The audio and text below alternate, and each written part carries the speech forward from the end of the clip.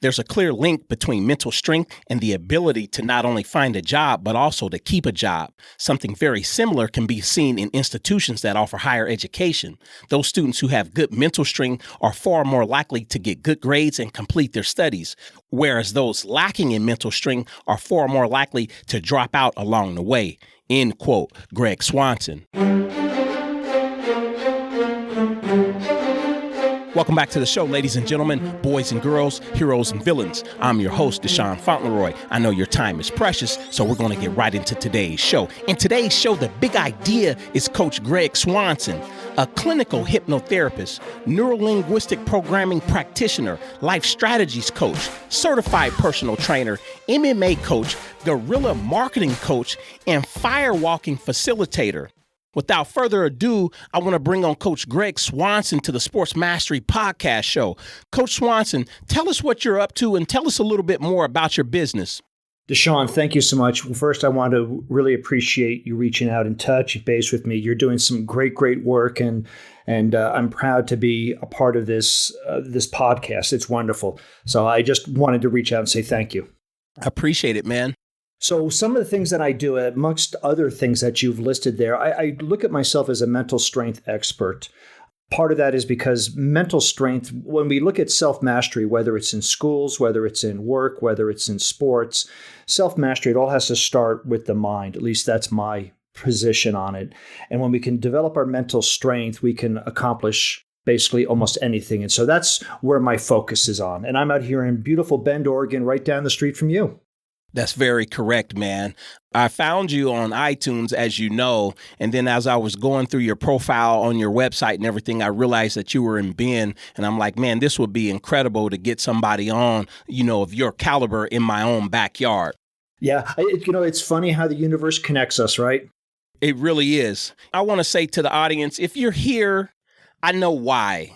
This is no hijinks, no shenanigans, or boring run-of-the-mill, dry-ass presentations. When you come on to Sports Mastery, I find the best possible guests out there in the world to deliver some very valuable information. Today, we're going to get into our discussion with Coach Swanson. I want to discuss the art and practice of self-improvement, Coach, and I wanted to really pick your brain and see what your thoughts were on that. Wow, that is fantastic. And that's an interesting concept, right? Self-improvement, that term itself. And throughout this interview, you may notice that I'll pick up on certain words, because one of the things that I have a really strong belief in is that words create, they don't describe. So as we are telling a story, as we're talking about something, we're actually creating that in our mind, that event, and then we react to it. So the key word there is self-improvement. Improvement means there's a presupposition that there's something wrong with us if we have to improve.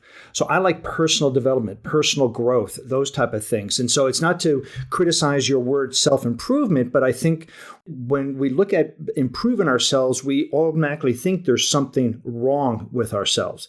But with the art and practice of it, it's to look at ourselves and appreciate what we have, right? So we look at a SWOT analysis, right? We look at our strengths, our weaknesses, the opportunities out there, and the threats. And the threats are more, if we look at it from a self-improvement perspective, our threats are those things inside of us.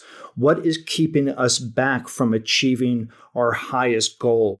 And so we combine those opportunities, those weaknesses are also those things that are holding us back. And when we can do a complete SWOT analysis on ourselves, we then will be able to create this art. And the art is, and I love the way you phrase that, the art and practice, because the art is creative. It means it's your own. It's personal. It's not picking up a book and doing what the book says and trying to force yourself into the book, although books are wonderful, podcasts like this are great. But what it involves is taking those things. It's like a buffet table. You take what you can use and leave the rest, and that's the art. And then the practice is doing that particular exercise, if you will, over and over and over again, and realize that there is no failure, only feedback. And so life is a practice. It's not a perfect. Doctors have a practice. They don't have a perfect. So self-improvement needs to have a practice, not a perfect.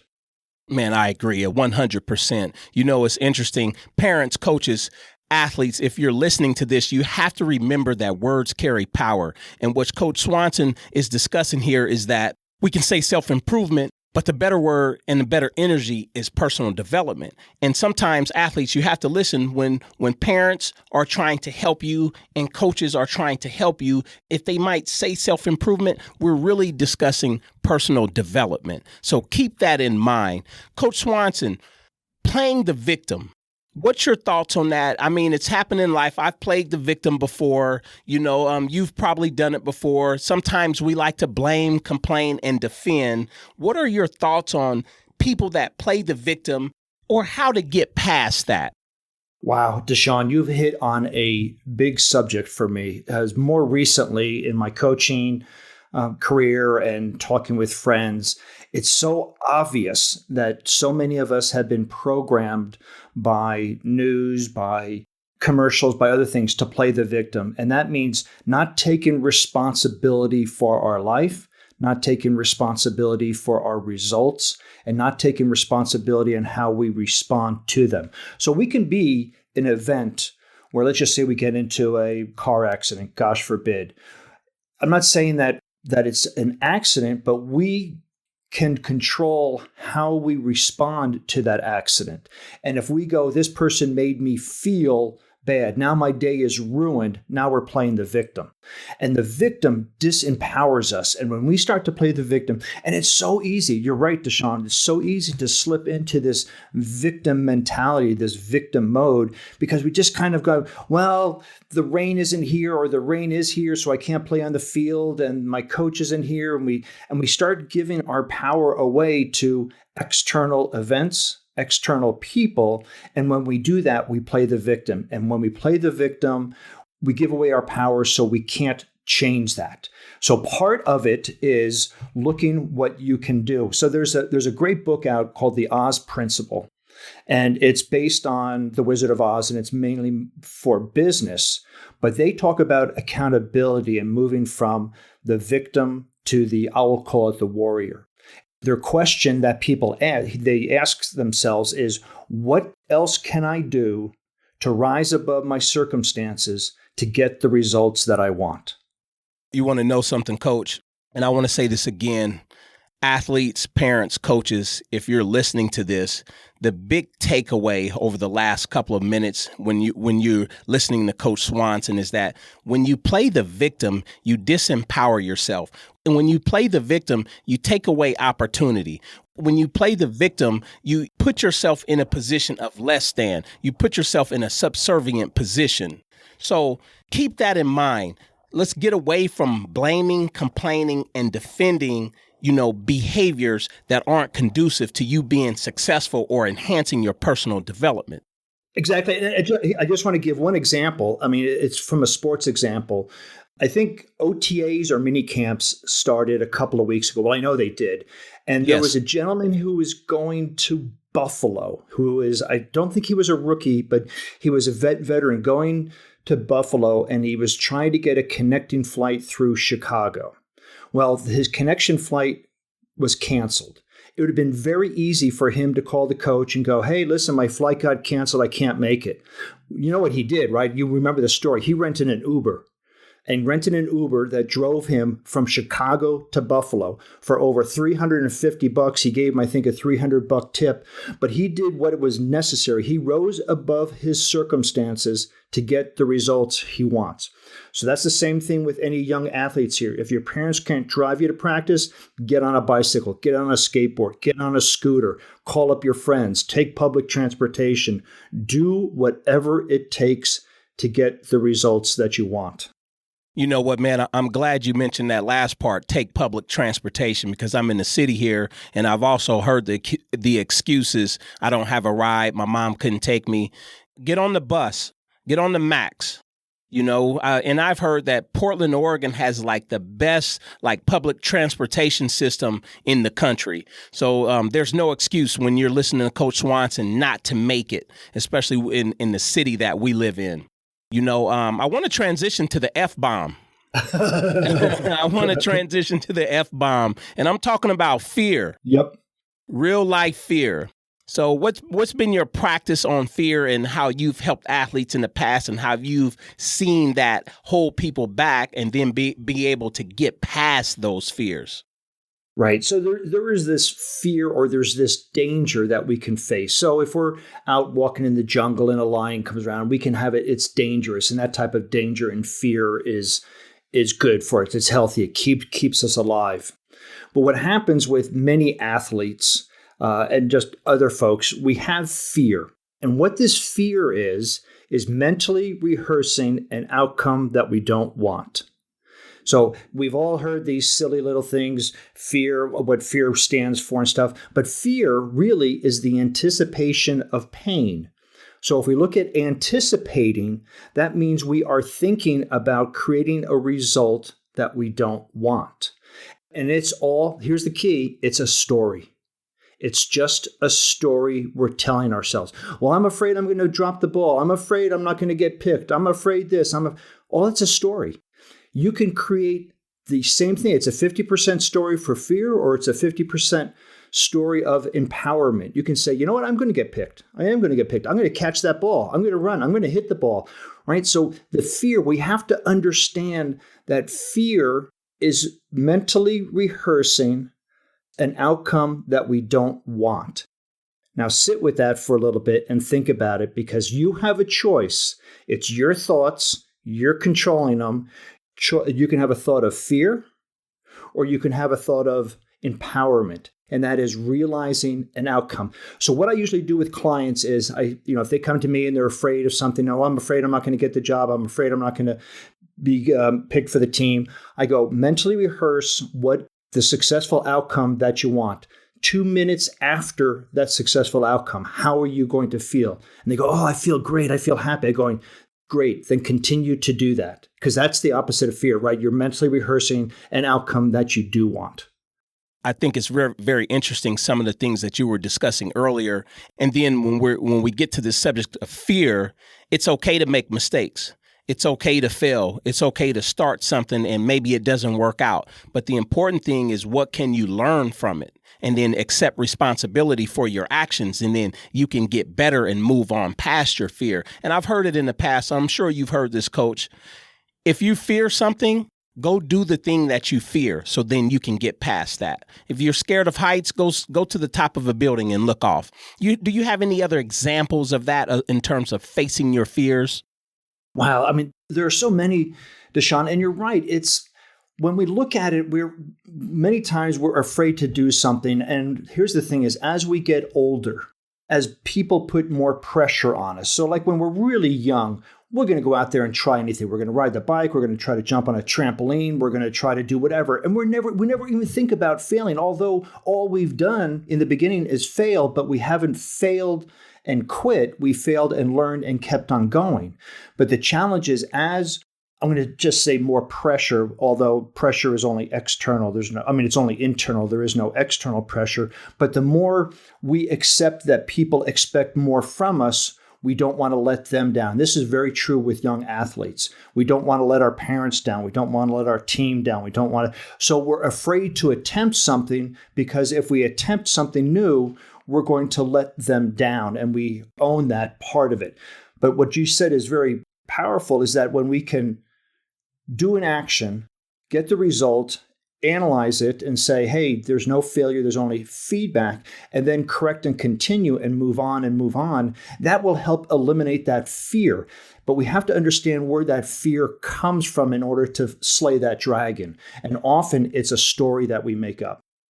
That's incredible, man. It's almost like the athlete or the team that stays at a lower level because they want to win. They're used to winning, and now they're afraid to go up, as far as like the pressure of losing and how that might feel. And here's something really, really interesting, because we just talked about victim and fear. When somebody is really, really embracing the victim mentality, they are often afraid of succeeding, because then who would they be if they succeed? They wouldn't be the victim anymore. So they are afraid of succeeding, so they fail to play the victim. Makes perfect sense, because when you start to succeed, you get more responsibility, and then you have to step it up more.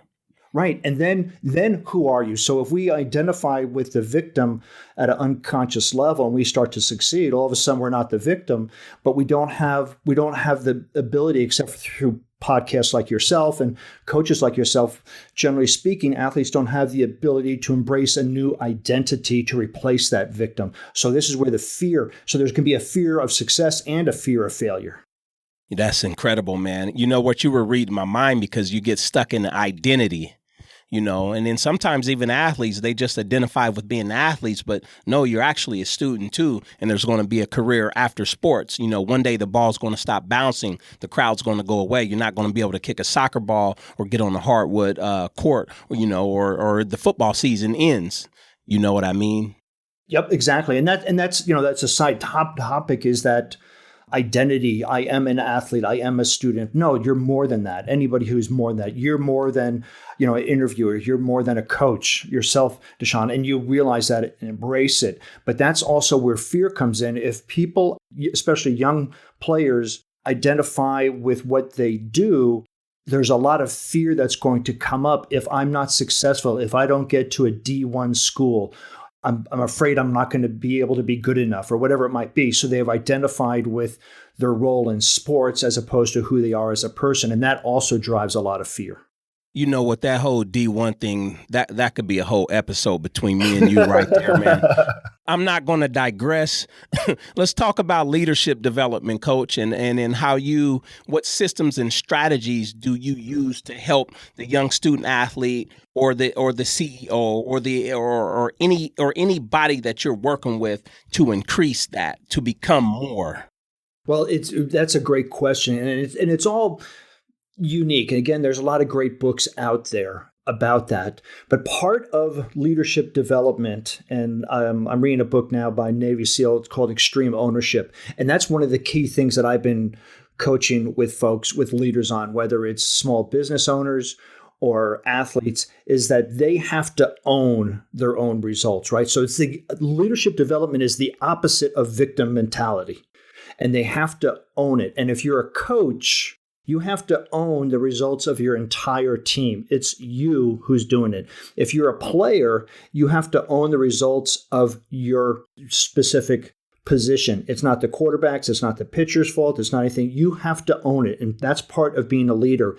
And then, as being a leadership development, is not that we're all that important, but be aware that people are watching you, and how you behave says a lot about yourself. And that's, a leader will behave in a certain way, whether people are watching them or not, although we're always being watched. And leadership development, right? You have to be able to lead yourself first before you can lead other people.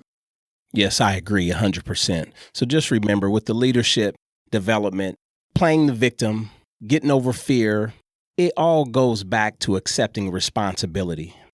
It all goes back to that. One thing I wanted to discuss with you, Coach Gregg, is the importance of imagery and visualization.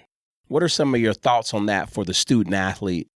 Wow. So I'm a big fan of it. And again, I'm just going to change the words to mental rehearsal. Yes, sir. Because as we become adults, and this is really important. I think that in here, this particular change of words is critical. Because if you asked a young athlete, maybe, 14, 15, 16, to do imagery, they would only create an image. But mental rehearsal creates a kinesthetic feeling. It creates a visual. It creates an auditory. It creates full sensory. So when you're mentally rehearsing shooting a free throw, you feel what the ball would feel like. You hear it bouncing on the free throw line. You feel your knees dip. You feel the ball raising up. You watch the ball go into the hoop. So it's a full sensory. Because with imagery, most people, and this has been my experience when I work with clients, and this doesn't have to be in sports either. You could do mental rehearsal of going for a job interview, mental rehearsal of taking a test. You want to see yourself sitting down at the desk, being calm and collective. You feel the pencil in your hand, if they still use pencils these days at tests. Or you see yourself at the keyboard, right? And you feel your fingers on the keyboard and you see the screen. You completely immerse yourself in this mental rehearsal. And it is critical. It is absolutely essential. And Deshaun, what blows my mind is You'll talk to parents and they'll know it's important. You'll talk to athletes, and there's enough pro athletes out there that talk the importance of mental strength and imagery and mental rehearsal. And yet they only spend 1 or 2 minutes, if that, a week, a month on it. Yet they will go out there and do their technical drills and their conditioning drills 2 to 3 hours a day, but they won't work on their mind for about 1 minute. You know what's interesting, man, and I also reflect on my youth as far as coming up playing sports, football, baseball, basketball, is that when we were younger, if nobody was out and if I found myself in the backyard, it's just playing the game by myself. I think that's where it starts for great athletes, where they imagine making the winning shot or scoring the winning touchdown or throwing that pass or making the tackle or jumping over the obstacles or shaking defenders. I just remember like naturally doing that in my youth. But then how does that go? Why do we go away from that as we get older? Like it's not cool. You know what I mean? Yep. And so what you did was perfect. And what happens is if we're not interfered with as individuals, let's just say golf. Let's just say you go out to golf and you're on the putting green at a practice green and you're saying, okay, it's at the Masters, you're tie at the 18th hole. And if you make this, you win, and you're visualizing it. Well, what happens is when you do it during your practice, you'll be able to do it in your performance.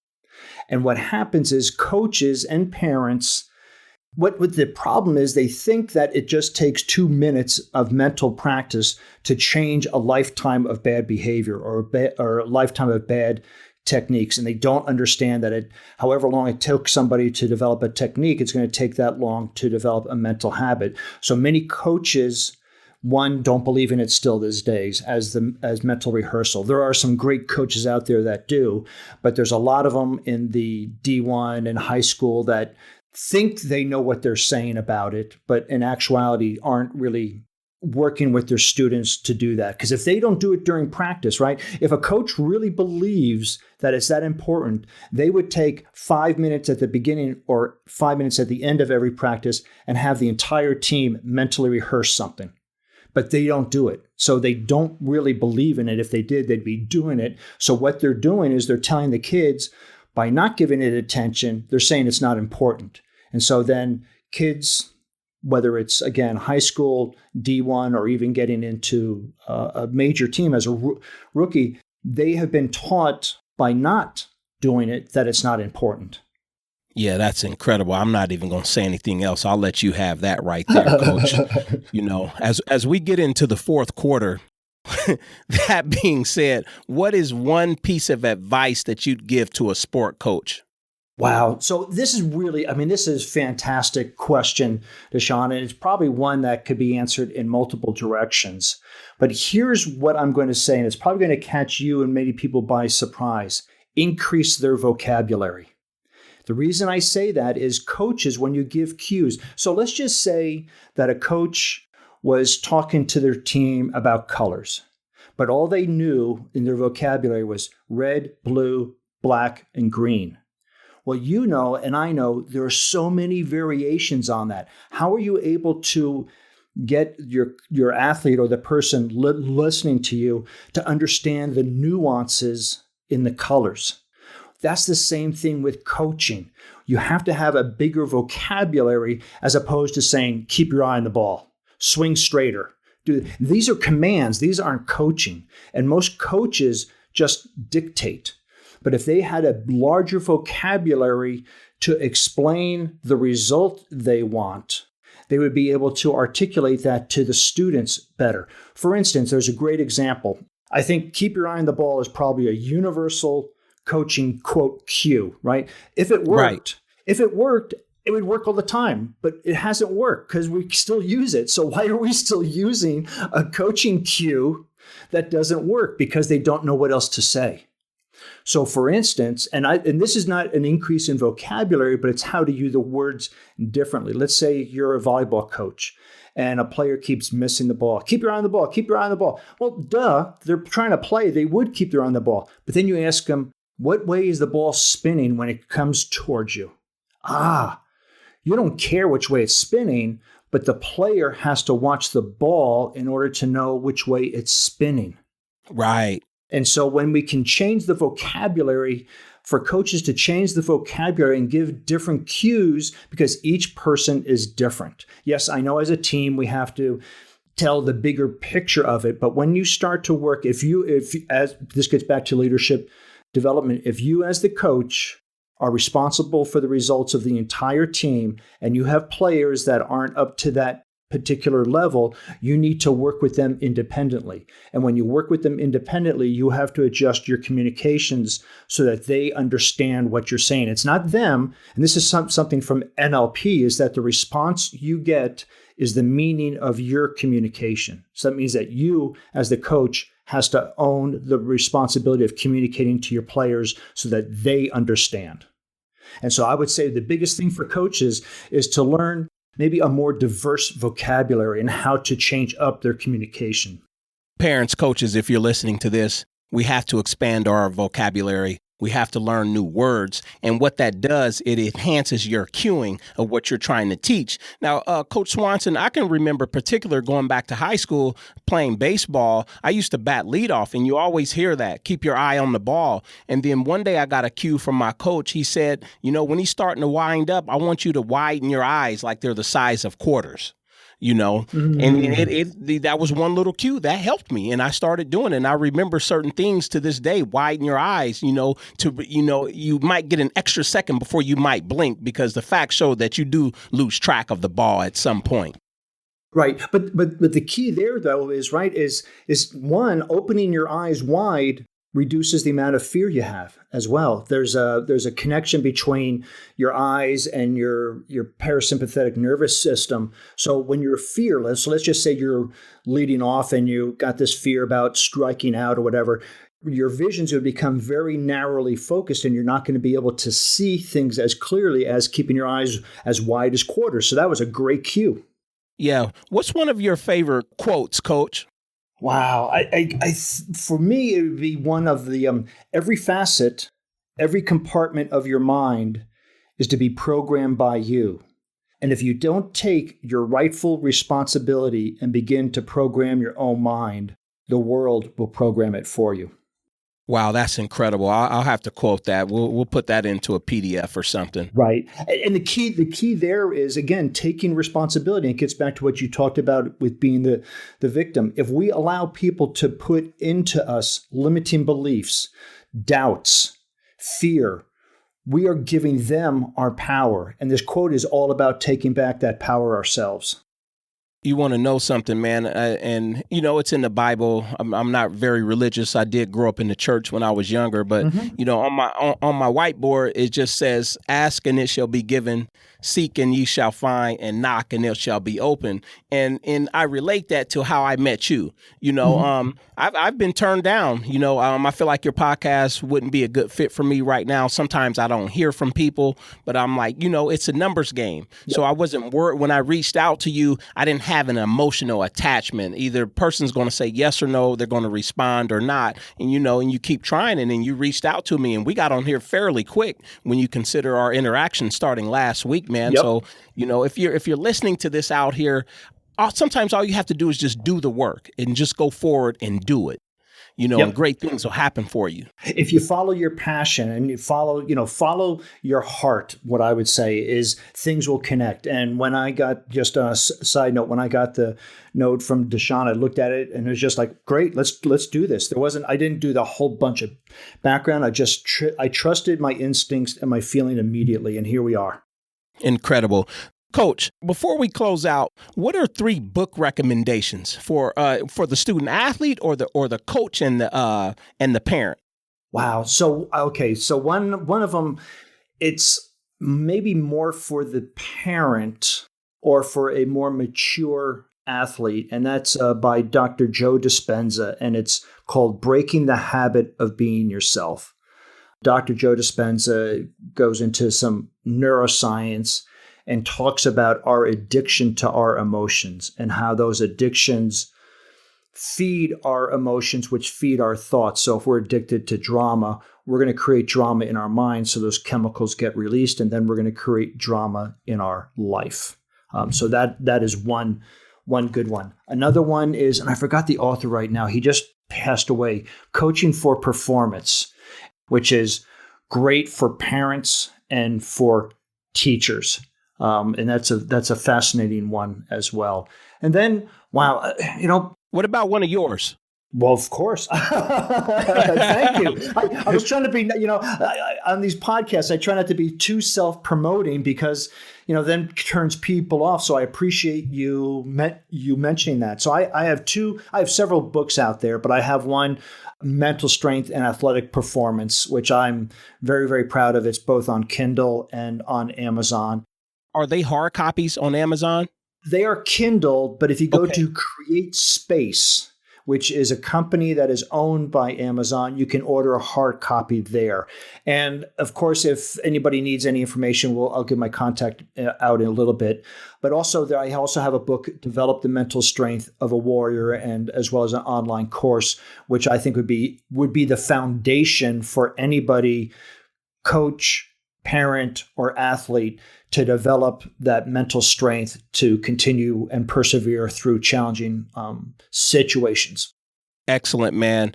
So we already started going down that rabbit hole, but where can my audience find you and learn more?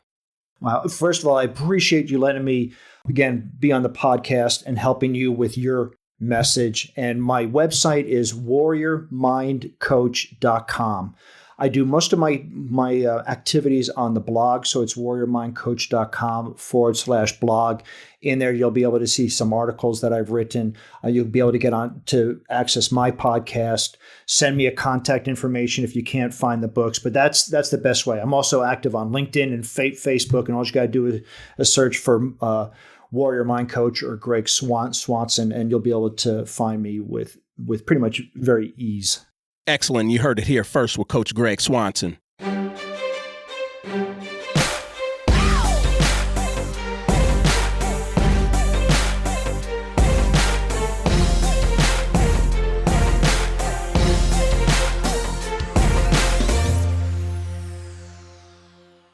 My role is to help student athletes develop the mental skills for success in sports, which carry over to their life as well. I work with normal people who are under additional perceived pressures to perform in their sport. My goals are to teach student athletes how to be more confident, focus better, stay composed under pressure, practice more efficiently, and develop more effective pre-game routines.